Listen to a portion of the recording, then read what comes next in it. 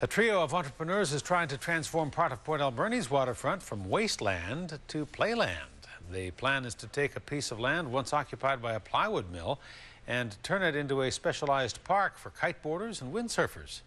A-News reporter Brent Shearer has more on the story. He joins us now in our Mid-Island Bureau. Brent. Hudson, like so many communities across the province traditionally dependent on the forest industry, Port Alberni is going through a transition, relying less on heavy industry and more on its natural assets to draw tourists into town. And if all goes to plan, that's exactly what this kiteboarding venture will do. The wharf Rob Gentleman and his business partners plan on turning into a launch point for kiteboarders and windsurfers. May have a few holes in it, but they say their business plan does not. What we want to do is have open space. We're trying to create a day-use park. A plywood mill once occupied this space, but soon it's going to become a water sporting paradise. A lot of the spots on Vancouver Island are more extreme. So to have a spot that's easily accessible for the general public to get to, I think this kind of spot will be really good down the road once we've got it developed, and it will attract a lot of mainstream people.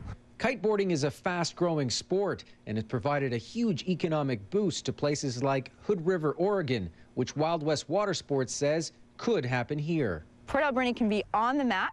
We have had so much pent-up demand from the windsurfing community and the kiteboarding community on Vancouver Island that people really want to see Port Alberni developed into a recreational playground.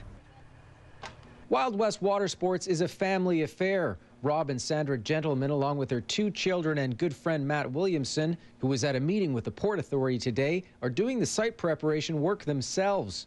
Once all of the industrial debris is picked up and the land is cleared, they'll plant grass, build change rooms, and eventually open a business offering board rentals and lessons. Basically, you don't have to go on a logging road to get here. You take the highway and there's the water and the wind. And there's nowhere else on Vancouver Island that you can take kiteboarding lessons from an urban center. If all goes to plan, you could see kiteboarders and windsurfers dotting the Alberni Inlet sometime this summer.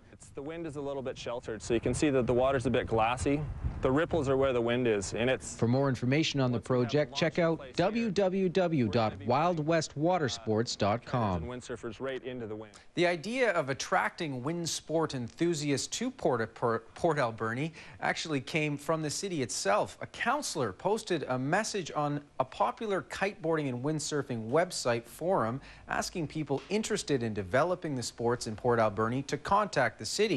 And after the people from Wild West Watersports had a look at what Port Alberni had to offer, they jumped at the chance to get involved. Hudson? I bet they did. What a great idea.